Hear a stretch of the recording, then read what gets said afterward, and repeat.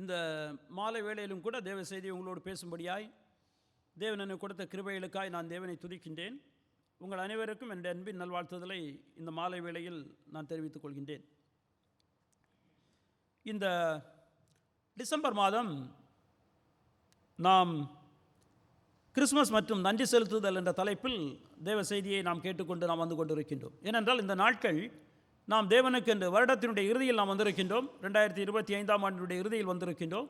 எனவே நாம் தேவனுக்கு நம்முடைய வாழ்க்கையில் தேவன் செய்த காரியங்களுக்காக நன்றி செலுத்துவது மாத்திரமல்ல, இந்த கிறிஸ்மஸ் நாட்கள் நமக்கு மிகவும் மகிழ்ச்சி கொடுக்கின்ற நாட்கள். எனவே தான் நம்முடைய தலைப்பானது கிறிஸ்மஸ் அண்ட் தேங்க்ஸ் கிவிங் என்று சொல்லிக்கொண்டு இருக்கின்றது. இந்த நாட்கள் it's a season for gratitude and Joy என்று நம்முடைய கருப்பொருள் இருக்கின்றது. எனவே தான் அந்த தலைப்பில் நாம் பல செய்திகளை நாம் இந்த மாதத்தில் கேட்டுக்கொண்டு வந்து கொண்டிருக்கின்றோம். இதுவரைக்கும் நம்ம 3 செய்திகளை நாம் கேட்டிருக்கின்றோம். முதலாவதாக நாம் பார்க்கின்ற பொழுது, தேவன் கொடுத்த ஈவுக்காக நாம் தேவனுக்கு நன்றி செலுத்த வேண்டும் என்று சொல்லிக்கொண்டு நாம் முதல் செய்தியை நாம் கேட்டோம். தேவன் ஒரு பெரிய ஈவை நமக்கு கொடுத்திருக்கிறார். நம்ம சொல்ல முடியாத ஒரு பெரிய ஈவை கொடுத்திருக்கின்றார். ஆண்டவராகிய இயேசு கிறிஸ்து என்பதுதான் அந்த ஈவு, அந்த பரிசு என்று சொல்லிக்கொண்டு நாம் பார்க்கின்றோம். எனவே தேவன் அதை நமக்கு கொடுத்தது கிருபையின் மூலமாக கொடுத்திருக்கின்றார். கிருபையின் மூலமாக தேவன் அந்த பரிசை நமக்கு கொடுத்தபடியினால் நாம் தேவனுக்கு நன்றியுள்ளவர்களாக இருக்க வேண்டும் என்று சொல்லிக்கொண்டு முதலாவது தலைப்பை நாம் கேட்டிருக்கின்றோம். இரண்டாவதாக, இந்த கிறிஸ்மஸ் நாட்களினுடைய மகிழ்ச்சி, இந்த நாட்கள் கிறிஸ்து பிறப்பினுடைய மகிழ்ச்சி என்று சொல்லிக்கொண்டு இரண்டாவது செய்தியை நாம் கேட்டோம். ஏன் இந்த கிறிஸ்து பிறப்பு நாட்களில் நாம் மகிழ்ச்சியாக இருக்க முடியும், நாம் ஏன் சந்தோஷமாக இருக்க முடியும் என்பதுதான் நம்முடைய இரண்டாவது செய்தி. இந்த லூக்கா 2ஆம் அதிகாரத்தினுடைய 10 மற்றும் 11 வசனங்களிலிருந்து இரண்டாவது செய்தியை நாம் கேட்டோம். ஏனென்றால் இந்த நாட்களானது கிறிஸ்து பிறப்பு என்று சொல்லக்கூடியதானது ஒரு சாதாரண நிகழ்ச்சி கிடையாது. தேவனால் நம்மை மீட்பதற்காக நமக்கு ஆசாரியராய், நமக்கு தீர்க்கதரிசியாய், நமக்கு ராஜாவாய் இருக்கின்ற ஆண்டவராய் இயேசு கிறிஸ்துவை தேவன் நியமித்து அவரை பிரித்தெடுத்து நமக்காக அவர் அனுப்பினார் என்று சொல்லிக்கொண்டு நாம் பார்க்கிறோம். அப்படி என்றால் நாம் தேவனை அறிந்து கொள்வது, நாம் தேவனோடு ஒப்புரவாகின்றது, நாம் பாதுகாக்கப்படுகின்றது, இதையெல்லாம் செய்வதற்காக ஆண்டவராய் இயேசு கிறிஸ்துவை அவர் நமக்கு கிறிஸ்துவாக அனுப்பினார் என்று சொல்லிக்கொண்டு நாம் பார்த்தோம். அது அவர் கிறிஸ்து மாத்திரம் கிடையாது, அவர் நமக்கு இரட்சகர் என்று சொல்லிக்கொண்டு பார்த்தோம். அவர் நம்முடைய ஆண்டவரும் கூட, நம்மை வழிநடத்துகின்றவர். எனவே இவ்வண்ணமாக அவர் நமக்கு கிறிஸ்துவாய், அவர் நமக்கு மீட்பராய், அவர் நமக்கு ஆண்டவராய் இருக்கின்றபடியினால் நாம் என்ன செய்ய முடியுமே என்றால் இந்த கிறிஸ்து பிறப்பு நாட்களில் நாம் மகிழ்ச்சியாக இருக்க முடியும் என்று சொல்லிக்கொண்டு இரண்டாவது செய்தியை நாம் போன வாரம் கேட்டோம். இந்த நாள் காலையிலும் கூட மூன்றாவது செய்தியாக இந்த கிறிஸ்து பிறப்பினுடைய வாக்குத்தத்தம் என்று சொல்லிக்கொண்டு, த ப்ராமிஸ் ஆஃப் கிறிஸ்மஸ் என்று சொல்லிக்கொண்டு நாம் மூன்றாவது செய்தியை நாம் கேட்டோம். எப்படி தேவன் உண்மை உள்ளவராய் தன்னுடைய வாக்குத்தத்தத்தை இந்த கிறிஸ்மஸ் நாட்களில் அவர் நிறைவேற்றி இருக்கின்றார் என்று சொல்லிக்கொண்டு தான் ஏசாயா 9ஆம் அதிகாரத்தினுடைய 6-7 வசனங்களிலிருந்து அந்த மூன்றாவது செய்தியை நாம் கேட்டிருக்கின்றோம். தேவன் வாக்கு மாறாதவராக இருக்கின்றார். எனவே நமக்காக ஒரு மீட்பரை எப்படி அனுப்புவேன் என்று சொல்லிக்கொண்டு வேதத்தில் அவர் சொல்லியிருக்கின்றார். அதன் மூலமாக நமக்கு மீட்பராய் ஆண்டவராய் இயேசு கிறிஸ்துவை அவர் ஒரு நபர் 2 தன்மைகள் உடையவராய், அது மாத்திரமல்ல அவருடைய குணாதிசயங்களில் எப்படிப்பட்டவராக, அவருடைய ஆளுகையில் எப்படிப்பட்டவராக அனுப்பினார், வாக்குத்தத்தம் கொடுத்தார், அது எப்படி நிறைவேறினது என்று சொல்லிக்கொண்டு நாம் பார்த்தோம். எனவே நம்முடைய தேவன் வாக்குத்தத்தம் மாறாத தேவனாக இருக்கின்றார். எனவே அவர் கொடுத்த வாக்குத்தத்தங்களை நாம் பிடித்து கொண்டு இந்த நாட்களில் எந்த விதமான பிரச்சனைகள் இருந்தாலும் கூட அதனூடாக நாம் சமாதானமாக சந்தோஷமாக இருக்க முடியும் என்று சொல்லிக்கொண்டு மூன்றாவது செய்தியை நாம் கேட்டிருக்கின்றோம். இன்று நான்காவது செய்தியாக இன்றைக்கு நம்முடைய தலைப்பு கிறிஸ்து பிறப்பின் ஆராதனை என்று சொல்லிக்கொண்டு, அது பரிசுத்த கர்த்தரை பரிசுக்கு கர்த்தரை மகிமைப்படுத்துதல் என்று சொல்லிக்கொண்டு இன்றைக்கு இந்த செய்தியை நாம் கேட்க இருக்கின்றோம். தேவன் நமக்கு சொல்லி முடியாத பெரிய பரிசை கொடுத்திருக்கின்றார். ஆண்டவராய் இயேசு கிறிஸ்துவை கொடுத்திருக்கின்றார். எனவே நாம் தேவனை மகிமைப்படுத்த வேண்டும் என்று சொல்லிக்கொண்டு தான் இந்த நான்காவது செய்தி இருக்கின்றது. எந்த காரணங்கள் மூலமாக நாம் தேவனை மகிமைப்படுத்த முடியும்? இந்த கிறிஸ்மஸ் நாட்கள் ஆண்டவராய் இயேசு கிறிஸ்துவினுடைய பிறப்பினுடைய நாட்கள். இந்த நாட்களில் எந்த காரணத்தினுடைய அடிப்படையில் நாம் தேவனை நாம் மகிமைப்படுத்த முடியும்? What reasons do we have to glorify God? தேவனை நாம் மகிமைப்படுத்துவதற்கு நமக்கு என்ன காரணங்கள் இருக்கின்றன என்று சொல்லிக்கொண்டு தான் இன்றைக்கு நாம் வாசிக்க கேட்ட லூக்கா 2ஆம் அதிகாரத்தினுடைய 13, 14 வசனங்களிலிருந்து நான் சுருக்கமாக உங்களோடு பேச இருக்கின்றேன். போன வாரம் நான் மாலையில் பேசுகின்ற பொழுது லூக்கா 2ஆம் அதிகாரத்தினுடைய 10, 11 வசனங்களிலிருந்து நான் பேசினேன். அப்பொழுது சொன்னேன், இதுதான் புதிய ஏற்பாட்டில் ஆண்டவராய் இயேசு கிறிஸ்து பிறந்த பின்பு முதலாவது சொல்லப்படுகின்ற நற்செய்தி என்று சொல்லிக்கொண்டு நான் சொன்னேன். ஆண்டவராய் இயேசு கிறிஸ்து பிறந்த பின்பு புதிய ஏற்பாட்டில் முதலாவது நற்செய்தியானது தேவதூதனால் அங்கு இருக்கின்றதான மேய்ப்பர்களுக்கு அறிவிக்கப்படுகிறது என்று சொல்லிக்கொண்டு அந்த செய்தியை தான் நாம் போன தடவை கேட்டோம். இன்றைக்கு நாம் பார்க்கின்ற பொழுது இந்த கிறிஸ்மஸ் நாட்களில் நாம் என்ன செய்கின்றோமே என்றால், நாம் கேரலிங் என்று சொல்லிக்கொண்டு நாம் இல்லங்களுக்கு சென்று நாம் பாடல் பாடுவோம். அது மாத்திரமல்ல, சபையிலும் கூட நாம் குடும்பமாக நாம் தேவனை துதித்து நாம் பாடுவோம். கேரல் என்று வருகின்ற பொழுது அது என்னவென்றால் மகிழ்ச்சியின் மூலமாக தேவனை துதிக்கின்ற பாடல். அப்படி என்றால் துதி பாடல் என்று சொல்லலாம், அல்லது ஆனந்த பாடல் என்று சொல்லலாம். நல்ல ஒரு செய்தியை நாம் கேட்கின்ற பொழுது நாம் என்ன செய்கின்றோம் என்றால் மனதில் சந்தோஷப்பட்டு நாம் பாடல் பாடுகின்றோம். அதுதான் நம்முடைய கேரலிங் என்று நாம் பார்க்கின்றோம். இந்த வெள்ளிக்கிழமை கூட நம்முடைய சபையிலிருந்து நாம் பல இல்லங்களுக்கு நாம் சென்று நாம் பாட இருக்கின்றோம். அந்த முதலாவது பாடல் ஆண்டவராய் இயேசு கிறிஸ்து பிறந்த உடனே முதலாவது எங்கே தான் இந்த பாடல் பாடப்படுகிறது என்றால், இன்றைக்கு நாம் வாசிக்க கேட்ட இந்த பகுதி தான். இந்த பகுதியில் யார் இந்த பாடலை பாடுகின்றார்களே என்றால் தேவதூதர்கள். இன்றைக்கு நாம் மக்களாக நாம் சென்று அவருடைய பிள்ளைகளாக நாம் பாடுகின்றோம். ஆனால் முதலாவது கேரலிங் என்று வருகின்ற பொழுது, முதலாவது கேரல்ஸ் என்று வருகின்ற பொழுது யார்தான் அதை பாடினார்களே என்றால் தேவதூதர்கள். ஒரு தேவதூதன் அவன் அந்த செய்தியை சொல்கின்றான், இன்று உங்களுக்கு தாவீதின் ஊரிலே கர்த்தராகிய கிறிஸ்து என்னும் இரட்சகர் பிறந்திருக்கிறார் என்று சொன்ன உடனே ஏராளமான தேவதூதர்கள் வானத்தில் என்ன செய்கின்றார்களே அவர்கள் பாடுகின்ற பாடல் தான் இன்றைக்கு நாம் வாசிக்க கேட்ட 14வது வசனம். 13வது வசனம் சொல்கிறது, அந்த க்ஷணமே பரமசேனையின் திரள் அந்த தூதருடனே தோன்றி. அந்த நற்செய்தியை சொன்ன மாத்திரத்திலே தேவதூதர்கள் எல்லாம் என்ன செய்கின்றார்களே என்றால் ஒன்று சேர்ந்து அவர்கள் தேவனை துதிக்கின்றார்கள், மகிமைப்படுத்துகின்றார்கள் என்று சொல்லிக்கொண்டு நாம் பார்க்கின்றோம். அதுதான் நாம் செய்கின்றது. நாம் நற்செய்தியை நாம் கேட்கின்றோம், அவருடைய பிள்ளைகளாக இருக்கின்றோம். எனவே நாம் என்ன செய்கின்றோமே என்றால் அந்த நற்செய்தியை பாடல்கள் மூலமாக இந்த நாட்களில் நாம் மக்களுக்கு நாம் சொல்லி வருகின்றோம், நாம் பாடுகின்றோம். நீங்கள் இன்றைக்கு கடைத்தெருவில் நீங்கள் எங்கே சென்றாலும் சரி, குறிப்பாக இந்த வாரம் அல்லது அடுத்த வாரம் நாம் பார்க்கின்ற பொழுது ஏராளமான கேரல்ஸ் இருக்கும். மக்கள் பாடல் குழுவினராக ஒன்று சேர்ந்து அவர்கள் தேவனை பாடல்கள் மூலமாக துதிப்பார்கள். நம்முடைய சபையிலும் கூட நீங்கள் டிசம்பர் 20ஆம் தேதி வருகின்ற சனிக்கிழமை வருவீர்களே என்றால் அந்த பாடல் ஆராதனை இருக்கின்றது. ஆனால் அதற்கு நீங்கள் ரெஜிஸ்டர் பண்ணி டிக்கெட் வாங்கி இருக்க வேண்டும், இல்லை என்றால் அனுமதிக்க மாட்டார்கள். எனவே போகட்டும். நமக்கு 19ஆம் தேதி நமக்கு பாடல் பவனி இருக்கின்றது, 21ஆம் தேதி நமக்கு பாடல் ஆராதனை இருக்கின்றது. இதெல்லாம் எதற்கு என்றால் நாம் பெற்றிருக்கின்ற இந்த சந்தோஷத்தின் மூலமாக தேவனை நாம் துதித்து நாம் என்ன செய்கின்றோமே என்றால் நாம் பாடல் மூலமாக நாம் பாடுகின்றோம். அப்படி என்றால் இன்றைக்கு கேள்வி, நமக்கு என்ன காரணங்கள் இருக்கின்றன, எந்த காரணத்திற்காக நாம் அவரை துதிக்க முடியும்? அதுதான் இந்த 14வது வசனம். இந்த வசனத்திலிருந்து 3 காரியங்களை நான் உங்களோடு பேசி கடந்து செல்ல விரும்புகின்றேன். நான் ஏன் தேவனை மகிமைப்படுத்த முடியும்? முதலாவதாக ஆண்டவராய் இயேசு கிறிஸ்துவினுடைய பிறப்பின் மூலமாக நாம் என்ன செய்ய முடியுமே என்றால் தேவனை நாம் மகிமைப்படுத்த முடியும். The birth of Christ brings glory to God. ஆண்டவராய் இயேசு கிறிஸ்துவினுடைய பிறப்பானது தேவனுக்கு மகிமை செலுத்துகிறதாக இருக்கிறது என்று சொல்லிக்கொண்டு நாம் பார்க்கின்றோம். மகிமை செலுத்துகிறது என்றால் நம்முடைய கனம், நம்முடைய துதியை தேவன் செய்த பெரிய காரியங்களுக்காக, அளவிட முடியாத காரியத்திற்காக மனதிலிருந்து அவருக்கு நம்முடைய துதியை, நம்முடைய கனத்தை செலுத்துவது தான் மகிமை செலுத்துதல் என்று சொல்லிக்கொண்டு நாம் பார்க்கிறோம். இங்கே யார் தேவனுக்கு முதலாவது மகிமை செலுத்துகின்றார்களே என்றால் தேவதூதர்கள் ஒன்று சேர்ந்து என்ன செய்கின்றார்களே என்றால் தேவனுக்கு மகிமை செலுத்துகின்றார்கள். ஏன் இந்த தேவதூதர்கள் தேவனுக்கு மகிமை செலுத்த வேண்டும், ஏன் அவர்கள் சந்தோஷப்பட வேண்டும் என்று நாம் பார்க்கின்ற பொழுது, இந்த தேவதூதர்களும் பாவம் செய்து விழுந்தார்களா என்றால் தேவதூதர்களும் பாவம் செய்து விழுந்தார்கள். 1/3 பகுதி தேவதூதர்கள் பாவம் செய்து விழுந்து போனார்கள். அதே போல்தான் மனுக்குலமும் ஆதாமுக்குள்ளே பாவம் செய்து மனுக்குலமும் விழுந்து போனது. இந்த தேவதூதர்களை மீட்பதற்காக தேவன் அவர்களுக்கென்று ஏதாவது மீட்பரை கொடுத்தாரா என்றால் கொடுக்கவே இல்லை.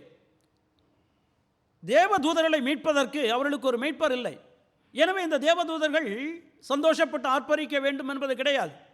ஒருவேளை தேவதூதர்களை மீட்பதற்கு ஒரு மீட்பரை கொடுத்திருந்தாரே என்றால் இந்த தூதர்கள் ஆர்ப்பரிப்பதில் ஏதோ அர்த்தம் இருக்கும். ஆனால் அப்படி கிடையாது.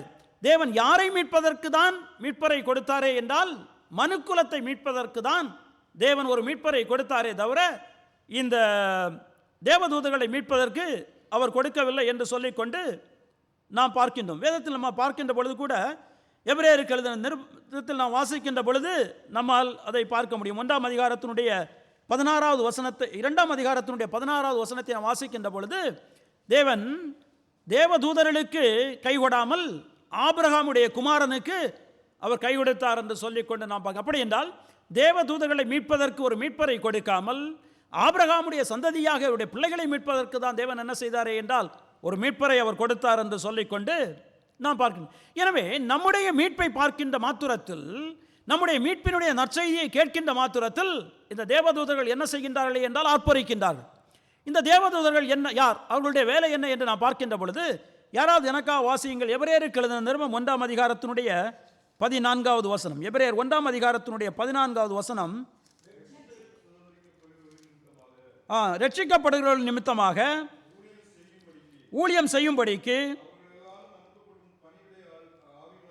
அவர்கள் எல்லாரும் அனுப்பப்படும் பணிவிடை ஆவிகளாய் இருக்கின்றார்கள். ரட்சிக்கப்படுகின்ற உள்ள பிள்ளைகளுக்கு உதவி செய்யும்படியாய் தேவதூதர்கள் அனுப்பப்படுகின்ற ஆவிகளாய் இருக்கின்றார்கள் என்று சொல்லிக்கொண்டு நாம் பார்க்க. அப்படி என்றால் தேவ பிள்ளைகளாய் இருக்கின்ற நமக்கு உதவி செய்வதற்காக தேவன் கொடுத்திருக்கின்றது தான் யார் என்றால் இந்த தேவதூதர்கள் என்று சொல்லிக்கொண்டு நாம் பார்க்கின்றோம். நீங்கள் பழைய ஏற்பாட்டில் பல இடங்களில் நீங்கள் வாசித்து கொண்டு வருகின்ற பொழுது இந்த தேவதூதர்கள் இஸ்ரவேல் மக்களுக்கு, அந்த தேவனுடைய பிள்ளைகளாக இருந்த இஸ்ரவேல் மக்களுக்கு என்ன செய்தார்கள், அவர்களை எப்படி காப்பாற்றினார்கள் என்று சொல்லிக்கொண்டெல்லாம் பல இடங்களில் நம்மால் வாசிக்க முடியும். நீங்கள் ஒரு இடத்தில் வாசிக்கின்ற பொழுது 2 ராஜாக்கள் 19ஆம் அதிகாரத்தில் நீங்கள் வாசிப்பீர்கள் என்றால், அன்று அசீரிய ராஜா இந்த இஸ்ரவேல் மக்களுக்கு, யூதா மக்களுக்கு எதிராக படையெடுத்து வர இருக்கின்றான். அவன் வந்து யூதா மக்களுக்கு முன்பாக நின்று கொண்டு அந்த யூதா தேசத்து ராஜாவை எசேக்கியாவை பார்த்து மிகவும் மோசமாக அவன் பேசுவான். அவன் பேசுவது என்ன பேசுவானே என்றால், என்னுடைய கையிலிருந்து உங்களை யாரும் தப்பித்துக் கொள்ள முடியாது, உங்களுடைய தேவர்கள் உங்களை தப்பித்துக் கொள்ள முடியும் என்று சொல்லிக்கொண்டு உங்களுடைய ராஜா உங்களை ஏமாற்றி கொண்டிருப்பான், அப்படி செய்ய முடியாது என்று சொல்லிக்கொண்டு மிகவும் மோசமாக அவன் பேசுவான். இப்பொழுது எசேக்கியா ராஜா என்ன செய்வாரே என்றால், இவர் தேவனுடைய மனுஷனாகிய ஏசாயாவுக்கு ஆள் அனுப்புவார். அப்பொழுது ஏசாயா தேவனுடைய வார்த்தையை இடத்தில் சொல்வார். என்ன சொல்வாரே என்றால், அவன் இங்கே வரவும் மாட்டான், அவன் சொன்னதையெல்லாம் நான் கேட்டிருக்கின்றேன், அவனால் ஒன்றுமே செய்ய முடியாது, நீ கலங்க வேண்டாம் என்று சொல்லிக்கொண்டு என்ன நடந்தது அன்று இரவு நீங்கள் வாசிப்பீர்களே என்றால் 2 ராஜாக்கள் 19ஆம் அதிகாரத்தினுடைய 35ஆம் வசனம் சொல்கின்றது, ஒரு தேவதூதன் 1,80,000 மக்களை 85,000 மக்களை அசீரிய படையில் என்ன செய்கின்றானே என்றால் சாவடிக்கின்றான், கொண்டு போடுகின்றான் என்று சொல்லிக்கொண்டு நாம் பார்க்க. எனவே தேவனுடைய பிள்ளைகளை பாதுகாப்பதற்காக, தேவனுடைய பிள்ளைகளுக்கு தேவையான அனுகிரகத்தை செய்யும்படியாக தேவன் யாரை வைத்திருக்கின்றாரே என்றால் இந்த தேவதூதர்களை வைத்திருக்கின்றார் என்று சொல்லிக்கொண்டு நாம் பார்க்கின்றோம். இப்பொழுது ஏன் தேவதூதர்கள் மகிழ்கின்றார்கள், ஏன் இந்த தேவதூதர்கள் மகிழ்ந்து அவர்கள் இந்த பாடலை அவர்கள் பாட வேண்டும்? ஏனென்றால் தேவன் இந்த விழுந்து போன மனுக்குலத்தை மீட்பதை குறித்து ஏதேன் தோட்டத்தில் இருந்தே தேவன் சொல்லிக் கொண்டு வருவார். ஒரு ஸ்திரீயினுடைய வித்தாக வருகின்றவர் அவளை மீட்க இருக்கின்றார். அது மாத்திரமல்ல, ஒரு ஆபிரகாமுடைய குமாரனாக வர இருக்கின்றார். அவர் யூதா கோத்திரத்தில் வர இருக்கின்றார். தாவீதினுடைய வம்சத்தில் அவர் வர இருக்கின்றார். அவர் பெத்லகேமில் பிறப்பார். அவர் ஒரு கன்னியுடைய வயிற்றில் பிறப்பார் என்று சொல்லிக்கொண்டு தேவன் திரும்ப திரும்ப தேவன் சொல்லிக்கொண்டு வந்து கொண்டிருக்கின்றார்.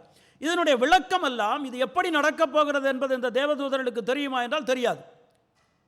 அவர்கள் என்ன செய்கின்றார்கள் என்றால் இது எப்படி நடக்கப் போகிறது என்று சொல்லிக்கொண்டு அவர்கள் மிகவும் ஆச்சரியப்பட்டு கொண்டிருக்கின்றார்கள். ஏனென்றால் தேவன் திரும்ப திரும்ப சொல்லிக்கொண்டு வருகின்றார், இந்த விழுந்து போன மனுக்குலத்தை நான் மீட்க இருக்கின்றேன், உங்களுடைய மீட்பர் வர இருக்கின்றார் என்று சொல்லிக்கொண்டு அவர் யார் என்று சொல்லிக்கொண்டு வந்து கொண்டே இருக்கின்றார்.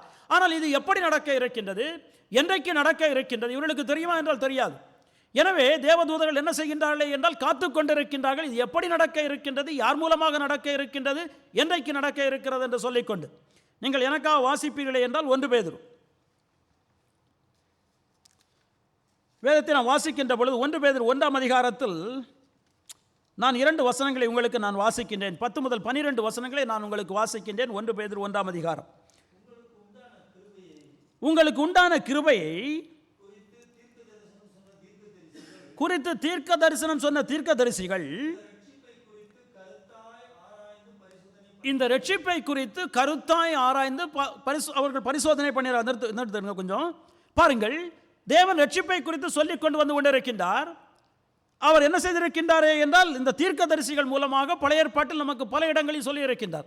ஆனால் இந்த தீர்க்கதரிசிகளுக்கே ஒரு ஆச்சரியம், இது எப்படி நடக்க இருக்கின்றது, என்றைக்கு நடக்க இருக்கிறது என்று சொல்லிக்கொண்டு இந்த தீர்க்கதரிசிகள் என்ன செய்கின்றார்கள் என்றால், தேவன் கொடுக்கிற வாக்குத்தத்தத்தை வைத்துக்கொண்டு அவர்கள் அதை பரிசோதனை பண்ணுகின்றார்கள், யோசித்து பார்க்கின்றார்கள். தொடர்ந்து வாசியுங்கள். தங்களில் உள்ள கிறிஸ்துவின் ஆவியானவர் கிறிஸ்துவுக்கு உண்டாகும் பாடுகளையும் அவைகளுக்கு பின்வரும் மகிமைகளையும் முன்னறிவித்த போது இன்ன காலத்தை குறித்தார் என்பதையும் அந்த காலத்தினுடைய விசேஷம் இன்னது என்பதையும் அவர்கள் என்ன செய்கின்றார்கள்? ஆராய்கின்றார்கள். பாருங்கள், இந்த தீர்க்கதரிசிகள் யார் மூலமாக வார்த்தையை பெற்றார்கள் என்றால் பரிசுத்த ஆவியானவர் மூலமாக. பரிசுத்த ஆவியானவரை யார் அனுப்பியிருக்கிறார் என்றால் ஆண்டவராக இயேசு கிறிஸ்து.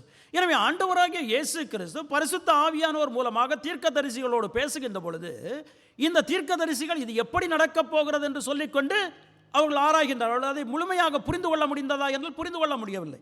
12வது வசனத்தை வாசியுங்கள். தங்கள் நிமித்தமல்ல, வெளியாக்கப்பட்டது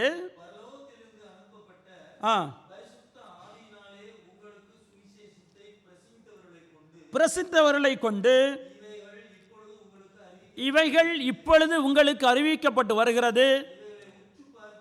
இவைகளை உற்று பார்க்க தேவதூதரும் ஆசையாக இருந்தார்கள். பாருங்கள், தேவதூதர்கள் அவர்கள் ஆசையாக இருக்கின்றார்கள்.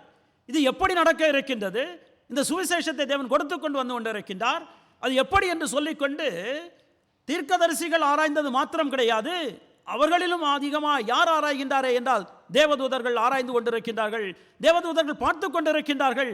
எப்பொழுது நடக்க இருக்கின்றது, யார் மூலமாக எந்த விதத்தில் தேவன் இந்த ரட்சிப்பை கொடுக்க இருக்கின்றார் என்று ஆராய்ந்து பார்க்கின்ற பொழுதுதான் இந்த தேவதூதன் என்ன செய்கின்றானே என்றால் இந்த நற்செய்தியை கொடுக்கின்றான். இன்று உங்களுடைய இரட்சகர் என்ன செய்திருக்கின்றாரே என்றால் தாவீதின் ஊரிலே பிறந்திருக்கின்றார் என்று சொன்ன மாத்திரத்தில், அந்த செய்தியை கேட்ட மாத்திரத்தில் என்ன செய்கின்றார்களே என்றால் இந்த தேவதூதர்கள் இந்த பாடலை என்ன செய்கின்றார்கள் என்றால் அவர்கள் பாடுகின்றார்கள் என்று சொல்லிக்கொண்டு நாம் பார்க்கிறோம். அருமையானவர்களே, எனவே தேவதூதர்கள் என்ன செய்கின்றார்கள் என்றால் உற்று நோக்கி பார்த்து கொண்டிருக்கின்றார்கள். இந்த பிள்ளைகள், தேவனுடைய பிள்ளைகளுடைய ரட்சிப்பை அவர்கள் உற்று நோக்கி பார்ப்பது மாத்திரம் கிடையாது, ஒரு மனுஷன், மனுக்குலத்தில் ஒரு மனுஷன் ரட்சிக்கப்படுகின்ற பொழுது அவர்களுக்கு இருக்கின்ற ஆனந்தம், சந்தோஷம் எவ்வளவு என்று சொல்லிக்கொண்டு வேதத்தில் நம்மால் என்ன செய்ய முடியும் என்றால் வாசிக்க முடியும். லூக்கா எழுதின சுவிசேஷம் 10ஆம் அதிகாரத்தை நீங்கள் வாசிக்கின்ற பொழுது, லூக்கா 15ஆம் அதிகாரத்தை நான் வாசிக்கின்ற பொழுது ஆண்டவராய் இயேசு கிறிஸ்து அங்கு உவமையை சொல்லுவார்.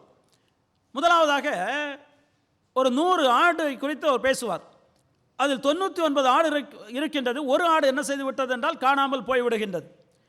எனவே இந்த மேய்ப்பன் என்ன செய்கின்றானே என்றால் அந்த ஆட்டை அவன் விட்டுவிட்டு 99 ஆடுகளையும் விட்டுவிட்டு அந்த ஒரு ஆட்டுக்காக என்ன செய்கின்றானே என்றால் அலைகின்றான். அந்த ஆட்டை அவன் கண்டுபிடிக்கின்ற பொழுது என்ன செய்கின்றானே என்றால் அவன் மிகவும் சந்தோஷம் அடைகிறான் என்று சொல்லிக்கொண்டு நான் வாசிக்கின்றேன். நீங்கள் வாசிக்கின்ற பொழுது 7வது வசனத்தை வாசிப்பீர்கள். லூக்கா 15ஆம் அதிகாரத்தினுடைய 7வது வசனத்தை வாசியுங்கள் யாராவது. அதுபோல மனம் திரும்ப அவசியம் இல்லாத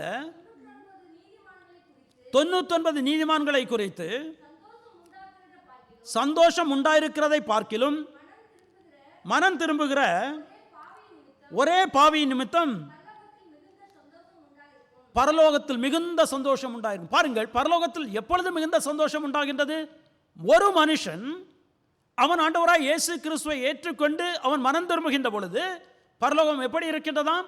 மிகுந்த சந்தோஷம் உள்ளதாக இருக்கிறது என்று சொல்லிக்கொண்டு நான் பாருங்க. ஏனென்றால் நம்முடைய இருதயமானது, நம்முடைய மனுஷனுடைய வேல்யூவை நாம் பார்க்கின்ற பொழுது உலகத்திலும் மிக சிறந்தது என்று சொல்லிக்கொண்டு நாம் பார்க்கின்றோம். மனுஷன் தன்னுடைய இருதயத்துக்கு ஈடாக எதை கொடுப்பான்? உலகத்தை முழுவதும் ஆதாயப்படுத்தி கொண்டாலும் தன்னுடைய ஜீவனை நஷ்டப்படுத்துவானே என்றால் அவனுக்கு என்ன லாபம் என்று சொல்லிக்கொண்டு வேதத்தில் நாம் வாசிக்கின்றோம். எனவே ஒரு மனுஷன் ரட்சிக்கப்படுகின்ற பொழுது எங்கு சந்தோஷம் இருக்கிறது என்றால் பரலோகத்தில் சந்தோஷம் இருக்கிறது.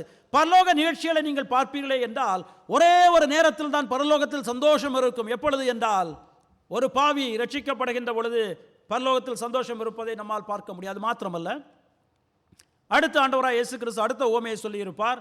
10 வெள்ளிக்காசுகள், ஒரு வெள்ளிக்காசு என்ன செய்கிறது என்றால் காணாமல் போய்விடுகின்றது. அதை காணாமல் போகின்ற வெள்ளிக்காசை கண்டுபிடிக்கின்ற பொழுது அவருடைய சந்தோஷத்தை சொல்கின்ற பொழுது 10வது வசனத்தை எனக்காக வாசியுங்கள். லூக்கா 15ஆம் அதிகாரத்துடைய 10வது வசனம். அதுபோல, கவனமாக கேளுங்க, அதுபோல மனம் திரும்புகின்ற ஒரே பாவி நிமித்தம் தேவனுடைய தூதர்களுக்கு முன்பாக சந்தோஷம் உண்டாயிருக்கின்றது. ஒரு பாவி மனம் திரும்புகின்ற பொழுது பரலோகத்தில் சந்தோஷம். தேவதூதர்கள் என்ன செய்கின்றார்களே என்றால் ஆர்ப்பரிக்கின்றார்கள் என்று சொல்லிக்கொண்டு நாம் பார்க்கின்றோம். எனவே பிறப்பினுடைய நற்செய்தி அறிவிக்கப்பட்ட உடனே, நம்மை மீட்கின்ற இரட்சகர் வந்த உடனே இந்த தேவதூதர்கள் ஆர்ப்பரித்தது மாத்திரம் கிடையாது. நாம் ஒவ்வொருவரும் ரட்சிக்கப்படுகின்ற பொழுது அருமையானவர்களே, நம்முடைய இருதயத்தை தேவன் மாற்றி அவருடைய பிள்ளையாய் நம்மை மாற்றுகின்ற பொழுது எங்கே ஆனந்தம் இருக்கின்றது என்றால் பரலோகத்தில் ஆனந்தம் இருக்கின்றது. தேவதூதர்கள் என்ன செய்கின்றார்கள் என்றால் மகிழ்ச்சி அடைகின்றார்கள், சந்தோஷப்படுகின்றார்கள் என்று சொல்லிக்கொண்டு நாம் பார்க்கின்றோம். அது மாத்திரமல்ல, இந்த உலகத்தினுடைய இறுதியில் ஆண்டவராய் இயேசு கிறிஸ்துவுடைய வருகையின் பொழுது அப்பொழுது யார்தான் மகிழ்ச்சி அடைந்து யார்தான் அந்த ஏராளமான காரியங்களை செய்து கொண்டிருப்பார்களே என்றால் தேவதூதர்கள். தேவன் ஒரு நாள், ஆண்டவராய் இயேசு கிறிஸ்து ஒரு நாள் வர இருக்கின்றார். இந்த உலகத்தை ஆளும்படியாய் தன்னுடைய பிள்ளைகளை தன்னோடு சேர்த்துக் கொள்ளும்படியாய் வர இருக்கின்ற பொழுது யாரோடு வர இருக்கின்றாரே என்றால் தேவதூதர்களோடு வர இருக்கின்றார். 1 தெசலோனிக்கேயர் 4ஆம் அதிகாரத்தினுடைய 16வது வசனத்தை நீங்கள் வீட்டுக்கு சென்று வாசித்து பாருங்கள். அதே போல் மத்தேயு எழுதின சுவிசேஷம் 24ஆம் அதிகாரம் 25ஆம் அதிகாரம் இவைகளை நீங்கள் வீட்டுக்கு சென்று வாசித்து பாருங்கள். அதே போல் வெளிப்படுத்தல் 19, 20 அதிகாரங்களை நீங்கள் வாசிப்பீர்கள் என்றால் இந்த உலகத்தினுடைய கடைசி நாட்களில் நடக்கின்ற காரியங்களை குறித்து சொல்கின்ற பொழுது அங்கு தேவதூதர்களை நம்மால் என்ன செய்ய முடியுமே என்றால் நம்மால் பார்க்க முடியும். எனக்காக ஒரே ஒரு வசனத்தை வாசியுங்கள். மத்தேயு 24ஆம் அதிகாரம் 30 முதல் 31 வசனங்களை வாசியுங்கள். மத்தேயு 24, 30 முதல் 31. அப்பொழுது மனுஷகுமாரனுடைய அடையாளம் வானத்தில் காணப்படும். அப்பொழுது மனுஷகுமாரன் வல்லமையோடும்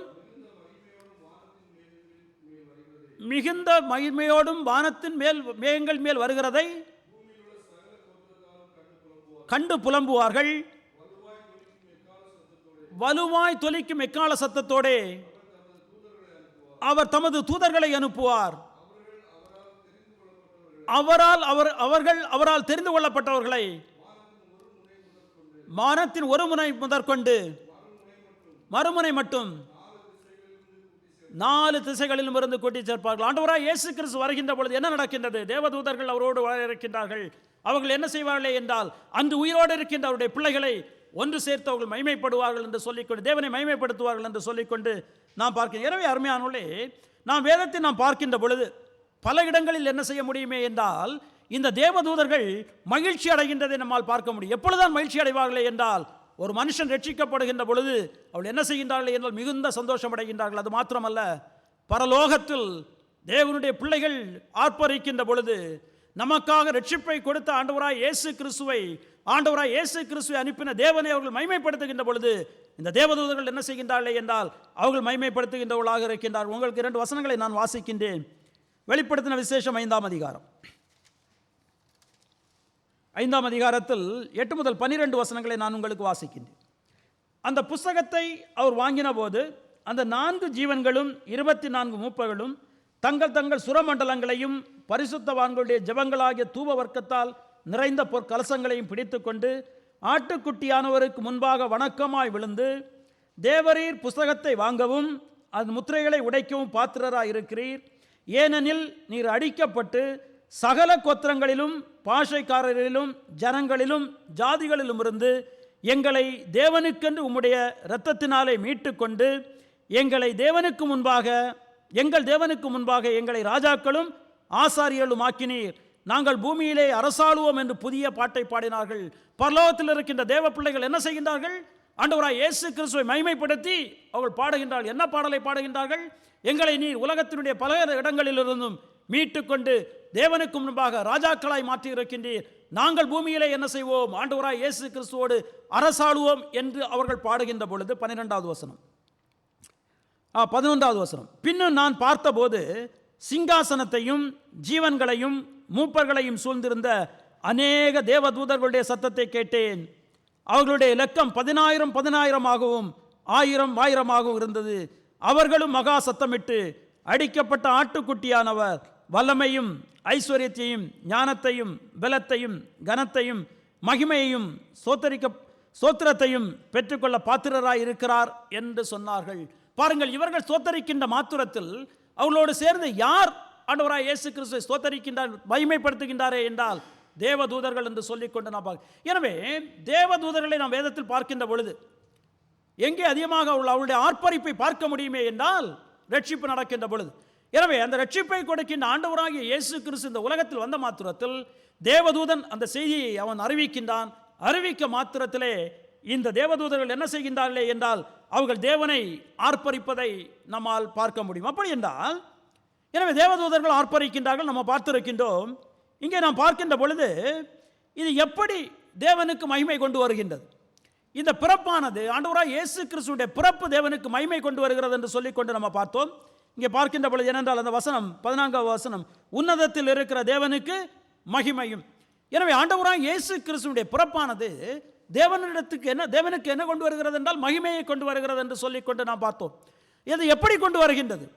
எப்படி கொண்டு வருகிறது என்றால் மகிமை என்று வருகின்ற பொழுது அது தேவன் யாராயிருக்கின்றார் அவருடைய குணாதிசயத்திற்காக, அவர் செய்கின்ற பெரிய காரியங்களுக்காக நாம் நம்முடைய கனத்தையும் நம்முடைய துதியையும் தேவனுக்கு கொடுப்பது தான் மகிமை செலுத்துகிறது என்று சொல்லிக்கொண்டு நான் சொன்னேன்.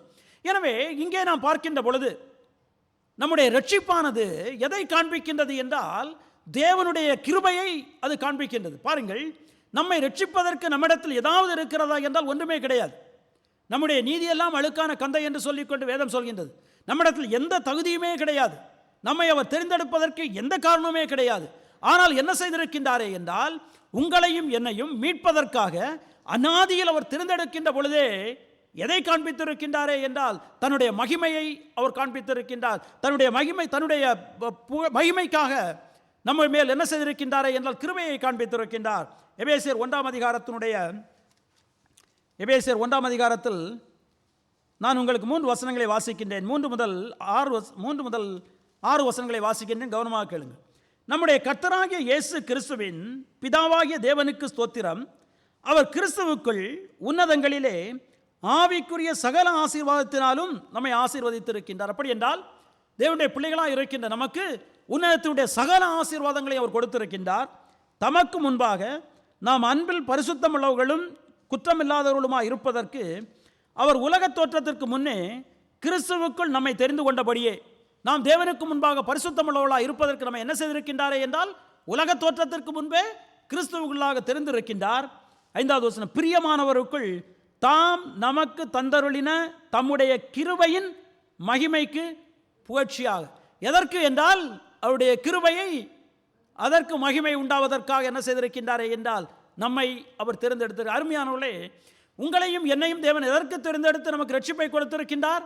நம்மிடத்தில் உள்ள ஒன்றுமே கிடையாது. நீங்கள் இஸ்ரவேல் மக்களை பார்க்கின்ற பொழுது இந்த இஸ்ரவேல் மக்களை ஏன் தேர்ந்தெடுத்தார்? தேவனே சொல்லுவார். உபாகமம் 7ஆம் அதிகாரத்தில் நீங்கள் வாசிக்கின்ற பொழுது அங்கே நம்மால் பார்க்கலாம். வீட்டுக்கு சென்று வாசித்து பாருங்கள். அவர் என்ன சொல்வார் என்றால் நீங்கள் பெரிய ஜாதி என்றோ நீங்கள் படித்தவர்கள் என்றோ அவர் தெரிந்து கொள்ளவில்லை. தேவன் தன்னுடைய தீர்மானத்தின்படி என்ன செய்திருக்கின்றாரே என்றால் அவர்கள் மேல் அன்பு வைத்து அவர்களை தேர்ந்தெடுத்திருக்கின்றார். எனவே உங்களையும் என்னை எதற்காக தேர்ந்தெடுத்தார்? நம்மிடத்தில் ஏதாவது இருக்கின்றது என்று சொல்லிக்கொண்டு நம்மை தேர்ந்தெடுத்தாரா? கிடையவே கிடையாது. நம்மிடத்தில் ஒன்றுமே கிடையாது. அவருடைய தீர்மானத்தின்படி அவருடைய கிருபைக்கு புகழ்ச்சியை காண்பிக்கும் பொருட்டாக அதற்கு அவருடைய கிருபைக்கு மகிமை கொண்டு வரும்படியாக தேவன் என்ன செய்திருக்கின்றாரே என்றால் நம்மை தேர்ந்தெடுத்து. அருமையானவர்களே, நாம் இதை புரிந்து கொள்ள வேண்டும். நீங்கள் வீட்டுக்கு சென்று நேரம் எடுத்து ரோமருக்கு எழுதின நிருபம் 9ஆம் அதிகாரத்தை வாசித்து பாருங்கள். தயவு செய்து நான் சொல்கின்றேன். அங்கே அவர் சில உதாரணங்களை காட்டி அவர் சொல்லிக்கொண்டு வருவார் எதற்கு தேர்ந்தெடுத்தார் என்று சொல்லிக்கொண்டு. ஈசாக்கு நாம் பார்க்கின்ற பொழுது ஆபிரகாமுடைய குமாரனை யாராக தேர்ந்தெடுத்தார்? முதல் குமாரன் யார்? இஸ்மவேல். 2வது தான் ஈசாக்கு. ஆனால் யாரை தேர்ந்தெடுத்தார்? ஈசாக்கை தேவன் தேர்ந்தெடுத்தார். அடுத்து பார்க்கின்ற பொழுது ஈசாக்கு, ஒருவேளை நாம் சொல்லலாம் அவர் ஏன் ஈசாக்கை தேர்ந்தெடுத்தாரே என்றால் ஈசாக்கு தான் வாக்குத்தத்தத்தினுடைய மகன் இல்லையா, அவருடைய மனைவியாகிய சாராளுக்கு பிறக்கின்ற மகன். எனவே ஒருவேளை ஈசாக்கை தேர்ந்தெடுக்கலாம். இப்பொழுது ஈசாக்குக்கு 2 குமாரர்கள், ஏசா ஒன்று, யாக்கோபு ஒன்று. முதலாவது குமாரன் ஏசா, 2வது குமாரன் யாக்கோபு. இவர்கள் 2 பேருடைய பழக்க வழக்கங்களை நீங்கள் பார்க்கின்ற பொழுது யார் நன்றாக இருக்கின்றார்? ஏசா. யாக்கோபு ஏமாற்றுகின்றவன். ஆனால் வேதம் என்ன சொல்கின்றது? தேவன் யாரை தேர்ந்தெடுத்தார்? யாக்கோபை தேர்ந்தெடுத்தார். எதற்காக? யாக்கோபுடைய ஒன்றுமே கிடையாது. அவருடைய தீர்மானத்தின் மகிமைக்காக. பிள்ளைகள் இன்னும் பிறவாமலும், ரோமர் 9ஆம் அதிகாரம், பிள்ளைகள் இன்னும் பிறவாமலும் நன்வினை தீவினை செய்யாமலும் இருக்கையில் அவருடைய தெரிந்து கொள்ளுதலின் தீர்மானம் கிரியைகளினால் நிலை நிற்காமல் கிருபையினால் நிலை நிற்கும் பொருட்டு இளையவன் மூத்தவனுக்கு ஊழியம் செய்வான் என்று சொல்லப்பட்டது. எனவே ஏசாவை வெறுத்தேன், யாக்கோபை சிநேகித்தேன் என்று சொல்லிக்கொண்டு. எனவே தேவனுடைய தீர்மானம், தேவன் நம்ம எதற்கு தேர்ந்தெடுத்தாரே என்றால் சொல்லவே முடியாது, அர்த்தமே கிடையாது. நம்முடைய உண்மையான குணாதிசயங்களை பார்க்கின்ற பொழுது நம்மை விட எவ்வளவோ நன்மை செய்கின்ற மக்கள் வெளியே இருக்கின்றார்கள். ஆனால் அவர்களை தேவன் தேர்ந்தெடுக்கவில்லை. யாரை தேர்ந்தெடுத்திருக்கின்றாரே என்றால் உங்களையும் என்னையும் தேவன் என்ன செய்திருக்கின்றாரே என்றால் தேர்ந்தெடுத்திருக்கின்றார். எனவே நாம் பார்க்கின்ற பொழுது நம்முடைய இரட்சிப்பானது தேவனுடைய கிருபையை என்ன செய்கின்றது என்றால் காண்பிக்கின்றது. எனவே நாம் என்ன செய்ய முடியுமே என்றால் தேவனுக்கு நாம் மகிமை செலுத்த முடியும் என்று சொல்லிக்கொண்டு நாம் பார்க்கின்றோம். நம்முடைய இரட்சிப்பானது தேவனுடைய கிருபையை மாத்திரம் காண்பிக்கவில்லை, அருமையானவர்களே, தேவன் நீதி உள்ளவராய் இருக்கிறார் என்று சொல்லிக்கொண்டு அது தெளிவாக காண்பித்திருக்கின்றது. ஆண்டவராய் இயேசு கிறிஸ்து ஏன் இந்த உலகத்துக்கு வர வேண்டும்? இந்த உலகத்தை படைத்த தேவன், இந்த உலகத்தை தன்னுடைய வார்த்தையினால் ஆண்டு கொண்டிருக்கின்ற தேவன், இந்த உலகத்தினுடைய மக்கள் எப்படி இருக்க வேண்டும் என்று தன்னுடைய சட்ட திட்டங்களை கொடுத்த தேவன், இந்த உலகத்தினுடைய அனைத்தையும் தன்னிடத்தில் வைத்திருக்கின்ற தேவன், ஏன் அவர் உங்களையும் என்னையும் போல் ஒரு மனுஷனாக ரூபம் எடுத்து இந்த உலகத்திற்கு வர வேண்டும்? ஏன் வர வேண்டுமே என்றால் உங்களையும் என்னையும் மீட்பதற்காக. தேவன் நீதி உள்ளவராய் இருக்கின்றபடியினால், நீங்களும் நானும் ஆதாமில் பாவம் செய்தபடியினால் நம்முடைய பாவத்திற்காக அவர் நம்மை விட்டு விடுவாரா என்றால் விடமாட்டார். பாவத்துக்கு என்ன செய்ய வேண்டுமே என்றால் பாவத்தினுடைய சம்பளம் மரணம். மரணம் சந்திக்க வேண்டும், நாம் மரித்திருக்க வேண்டும், நாம் சதா காலமும் நாம் நரகத்தில் இருக்க வேண்டும். ஆனால் அதற்காக என்ன செய்தாரே என்றால் நம்மை மீட்பதற்கு ஒரே ஒரு வழி, தன்னுடைய குமாரனை நம்முடைய சாயலில் நியாயப்பிரமாணத்திற்கு கீழ்ப்பட்டவராய் என்ன செய்தாரே என்றால் இந்த உலகத்திற்கு அனுப்பி, யார் இந்த உலகத்தை படைத்தாரோ, யார் நம்மை படைத்தாரோ, படைத்த நபரே நம்மை போல் ஒரு மனுஷனாக வந்து யார் நமக்கு சட்டத்திட்டங்களை கொடுத்து எப்படி வாழ வேண்டும் என்று சொன்னாரோ அவரே அந்த சட்டத்திட்டங்களுக்கு கீழ்ப்படிந்தவராகி இந்த உலகத்தை தன்னுடைய கையில் வைத்திருக்கின்ற தேவன் ஒன்றுமில்லாமல் என்ன செய்கின்றாரே என்றால் முன்னணியில் அவர் வந்து அவர் பிறக்கின்றார் என்று சொல்லிக்கொண்டு நாம் பார்க்கின்றோம். எதற்கு என்றால் நீங்களும் நானும் ஐஸ்வர்யவான்களாய் அவருடைய சமூகத்தில் இருக்கும்படியாய் எல்லா ஐஸ்வர்யம் உள்ள தேவன் என்ன செய்கின்றாரே என்றால் நமக்காக ஏழ்மையானார். நீங்கள் 2 கொரிந்தியர் 8ஆம் அதிகாரத்தை நான் வாசிப்போமே என்றால் 9வது வசனத்தை எனக்காக வாசியுங்கள். 2 கொரிந்தியர் 8ஆம் அதிகாரத்தினுடைய 9வது வசனம். நம்முடைய கர்த்தராகிய இயேசு கிறிஸ்துவின் கிருபையை அறிந்திருக்கிறீர்களே, அவர் ஐஸ்வர்யம் உள்ளவராயிருந்தும் நீங்கள் அவருடைய தரித்திரத்தினாலே ஐஸ்வர்யவான்கள் ஆகும் பொருட்டு உங்கள் நிமித்தம் தரித்திரரானாரே. தரித்திரராய் இருக்கின்ற நாம் ஐஸ்வர்யவான்கள் ஆகும் பொருட்டு நரகத்துக்கென்று நியமிக்கப்பட்டிருக்கின்ற நாம் பரலோகத்தில் இருக்கும்படியாய் நமக்காக ஆண்டவராய் இயேசு கிறிஸ்து என்ன செய்கின்றாரே என்றால் தரித்திரரானார். நீங்களும் நானும் ரட்சிக்கப்படும்படியாய் தேவன் என்ன செய்திருக்கின்றாரே என்றால் தன்னுடைய ஒரே பேரான குமாரனாய் ஆண்டவராய் இயேசு கிறிஸ்துவை இந்த உலகத்துக்கு அவர் அனுப்பி இருக்கின்றார் என்று சொல்லிக்கொண்டு நாம் பார்க்க. எனவே பாருங்கள், அருமையானவர்களே, யோசித்து பாருங்கள், இது என்னை காட்டுகிறது என்றால் அவருடைய மகிமையை காண்பிக்கின்றது, அவருடைய கிருபையை காண்பிக்கின்றது, தேவனுடைய நீதியை காண்பிக்கின்றது. அதுவும் யாரை ரட்சிக்கும்படியாய்?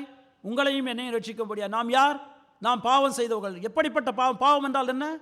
தேவன் கொடுத்த கட்டளையை மீறுவதும் அவர் சொன்னதை செய்யாமலும் இருப்பதுதான் பாவம். எனவே நாம் பாவம் செய்கின்ற பொழுது நாம் யாருக்கு விரோதமாக செய்கின்றோம்? நாம் ஒரு நபருக்கு விரோதமாக பாவம் செய்தாலும் நாம் அவருக்கு மேலாக கிடையாது, நாம் தேவனுக்கு மேலாக, தேவனுக்கு முன்பாக பாவம் செய்கின்றோம். அவருக்கு எதிராக பாவம் இப்படி அவருக்கு எதிராக பாவம் செய்த நம்மையே மீட்பதற்காக தன்னுடைய ஒரே பேரான குமாரனை கொடுத்து நம்மையில் வைத்திருந்த கிருபை அவர் என்ன செய்கின்றாரே என்றால் காண்பிக்கின்றார். அது மாத்திரமல்ல, தன்னுடைய குமாரனை அவர் கல்வாரிக்கு அனுப்பினதன் மூலமாக அவர் வைத்த நீதியை என்ன செய்கின்றாரே என்றால் இப்படி தேவன் ஆண்டவராய் இயேசு கிறிஸ்துவை அனுப்புவதன் மூலமாக தன்னுடைய குணாதிசயங்களை என்ன செய்திருக்கின்றாரே என்றால் காண்பித்திருக்கின்றார். அதற்காக நாம் என்ன செய்ய முடியும் என்றால் தேவனை மகிமைப்படுத்த முடியும். எனவே ஆண்டவராய் இயேசு கிறிஸ்துவினுடைய பிறப்பில் தேவன் எப்படி மகிமைப்படுகின்றாரே என்றால் தன்னுடைய குணாதிசயத்தை நம்மேல் வைத்த கிருபையை காண்பித்தபடியினால், தேவன் நீதி உள்ளவர் என்று காண்பித்தபடியினால், தேவன் தன்னுடைய பல குணாதிசயங்களை காண்பித்தபடியினால் தேவன் என்ன செய்யப்பட வேண்டும் பண்ணப்படுகிறாரே என்றால் மகிமைப்படுத்தப்படுகின்றார். இந்த லூக்கா 2ஆம் அதிகாரத்தை நீங்கள் வாசிக்கின்ற பொழுது பல இடங்களில் நம்மால் பார்க்க முடியும்.